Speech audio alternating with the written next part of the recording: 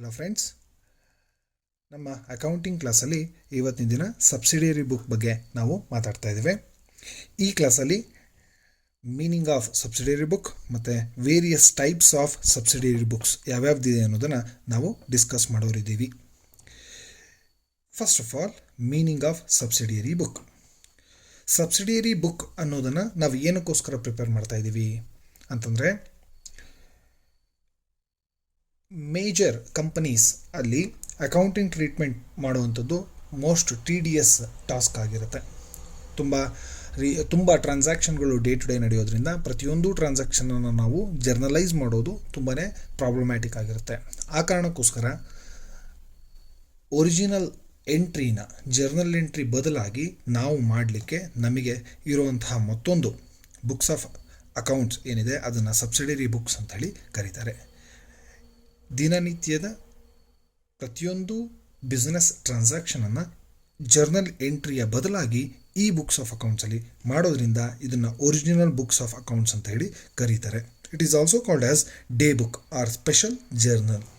Journal entry ಬದಲಾಗಿ ಈ subsidiary ಬುಕ್ಕನ್ನು ಮಾಡೋದ್ರಿಂದ ಇದನ್ನು ಸ್ಪೆಷಲ್ ಜರ್ನಲ್ ಅಂತ ಕೂಡ ಕರೀತಾರೆ.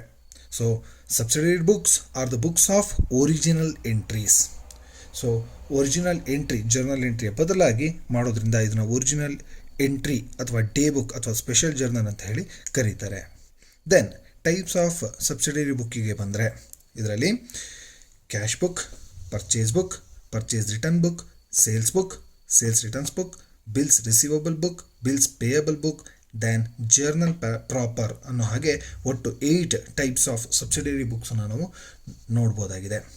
ನಾವೀಗ ಮೊದಲನೇದಾಗಿ ಕ್ಯಾಶ್ ಬುಕ್ ಅಂತಂದರೆ ಏನು, ಯಾವ ರೀತಿಯಲ್ಲಿ ಕ್ಯಾಶ್ ಬುಕ್ಗಳನ್ನು ಪ್ರಿಪೇರ್ ಮಾಡ್ತಾರೆ, what are the types of cash book ಅನ್ನೋದನ್ನು ಈಗ ಡಿಸ್ಕಸ್ ಮಾಡ್ತಾ ಹೋಗೋಣಂತೆ. ಮೊದಲನೇದಾಗಿ ಕ್ಯಾಶ್ ಬುಕ್.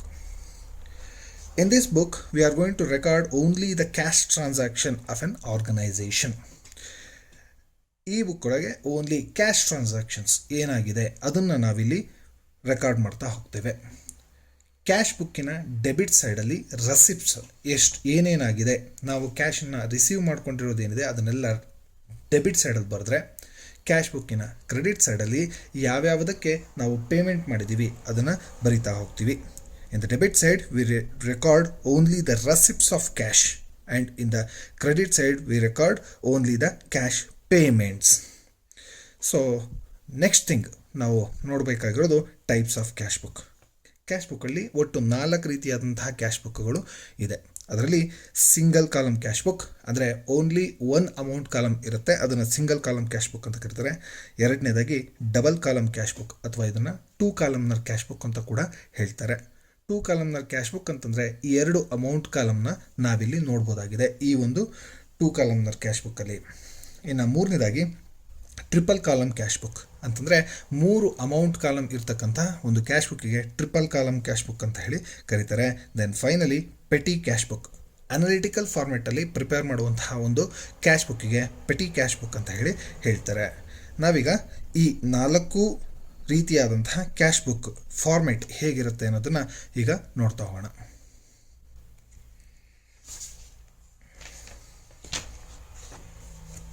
ಮೊದಲನೇದಾಗಿ single column cash book. Single column cash book ನೋಡೋದಾದರೆ ಈ ಫಾರ್ಮೆಟಲ್ಲಿ ಈ ಸಿಂಗಲ್ ಕಾಲಮ್ ಕ್ಯಾಶ್ ಬುಕ್ನ ಪ್ರಿಪೇರ್ ಮಾಡ್ತಾರೆ. ಅದರಲ್ಲಿ 1 ಅಮೌಂಟ್ ಕಾಲಮ್ ಮಾತ್ರ ಇರ್ತದೆ. ಇಲ್ಲಿ ಡೆಬಿಟ್ ಸೈಡ್ ಮತ್ತು ಕ್ರೆಡಿಟ್ ಸೈಡ್ ಅಂತ ತೊಗೊಂಡ್ರೆ ಈ ರೀತಿಯಾಗಿ ನಾವು ಈ ಸಿಂಗಲ್ ಕಾಲಮ್ ಕ್ಯಾಶ್ ಬುಕ್ನ ಪ್ರಿಪೇರ್ ಮಾಡ್ತೀವಿ. ಡೆಬಿಟ್ ಸೈಡಲ್ಲಿ ಡೇಟ್, ಪರ್ಟಿಕ್ಯುಲರ್ಸ್ ಆರ್ ರೆಸಿಪ್ಟ್ಸ್, ಏನು ರೆಸಿಪ್ಟ್ ಆಗಿದೆ ಅದನ್ನು ಡೆಬಿಟ್ ಸೈಡಲ್ಲಿ ಬರಿತೀವಿ. Then ledger folio, then cash amount, ಏನು ಅಮೌಂಟನ್ನು ನಾವು ರಿಸೀವ್ ಮಾಡಿರೋದನ್ನು ಇಲ್ಲಿ ಬರಿತೀವಿ.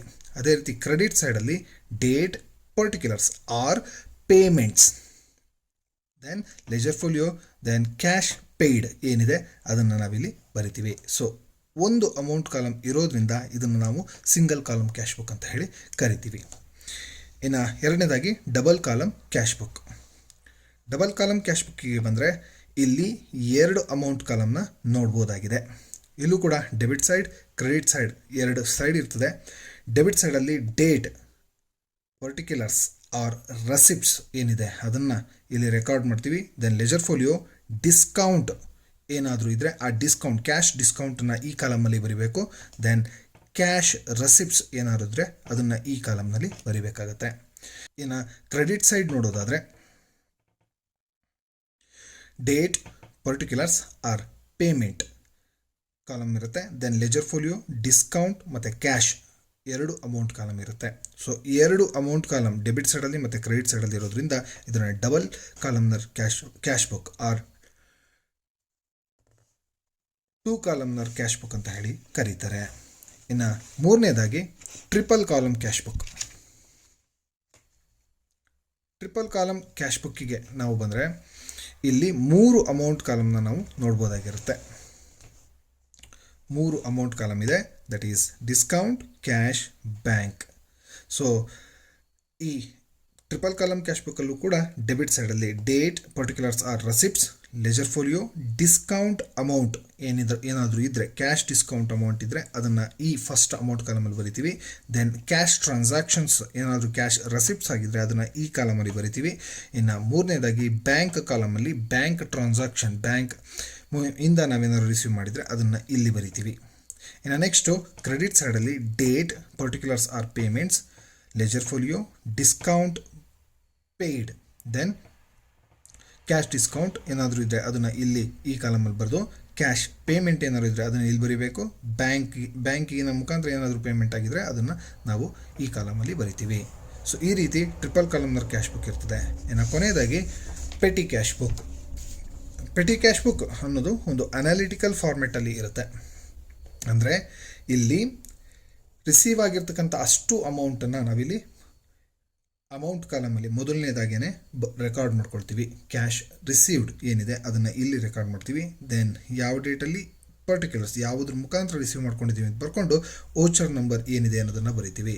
ನೆಕ್ಸ್ಟ್ ಅಮೌಂಟ್ ಪೇಯ್ಡ್, ಈ ರಿಸೀವ್ ಆಗಿರೋ ಅಮೌಂಟಲ್ಲಿ ಎಷ್ಟು ರೂಪಾಯಿ ಪೇಮೆಂಟ್ ಆಗಿದೆ, ಟೋಟಲ್ ಪೇಮೆಂಟ್ ಎಷ್ಟಾಗಿದೆ ಅನ್ನೋದನ್ನು ಬರ್ಕೊಂಡು ಯಾವ ಎಕ್ಸ್ಪೆನ್ಸಸ್ಗೋಸ್ಕರ ಪೇಮೆಂಟ್ ಮಾಡಿದ್ದೀವಿ ಅನ್ನೋದನ್ನು ಈ ಅನಾಲಿಸಿಸ್ ಆಫ್ ಎಕ್ಸ್ಪೆನ್ಸಸ್ಸಲ್ಲಿ ಬರಿತೀವಿ. ಫಾರ್ ಎಕ್ಸಾಂಪಲ್ ಏನಾದರೂ 100 ರೂಪೀಸ್ ಪೇಮೆಂಟ್ ಆಗಿದ್ದರೆ ಅದರಲ್ಲಿ ರೆಂಟ್ ಎಷ್ಟು ರೂಪಾಯಿ ಕೊಟ್ಟಿದ್ದೀವಿ, ಸ್ಯಾಲರಿ ಎಷ್ಟು ರೂಪಾಯಿ ಕೊಟ್ಟಿದ್ದೀವಿ, ವೇಜ್ ಎಷ್ಟು ರೂಪಾಯಿ ಕೊಟ್ಟಿದ್ದೀವಿ ಅಂಥೇಳಿ ಅನಾಲಿಸಿಸ್ ರೀತಿಯಲ್ಲಿ ಬರೆಯೋದ್ರಿಂದ ಇದನ್ನು ಪೆಟಿ ಕ್ಯಾಶ್ ಬುಕ್ ಅಂತ ಹೇಳಿ ಕರೀತಾರೆ.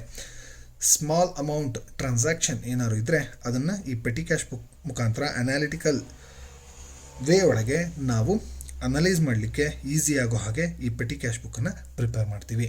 ಸೊ ಇದಿಷ್ಟು ಇವತ್ತಿನ ಕ್ಲಾಸಲ್ಲಾಯಿತು. ನೆಕ್ಸ್ಟ್ ಕ್ಲಾಸಲ್ಲಿ ನಾವು ಈ ಕ್ಯಾಶ್ ಬುಕ್ ಪ್ರಿಪರೇಷನನ್ನು ವಿತ್ ಎಕ್ಸಾಂಪಲ್ ಹೇಗೆ ಮಾಡೋದು ಅನ್ನೋದನ್ನು ನೋಡೋಣಂತೆ. Thank you.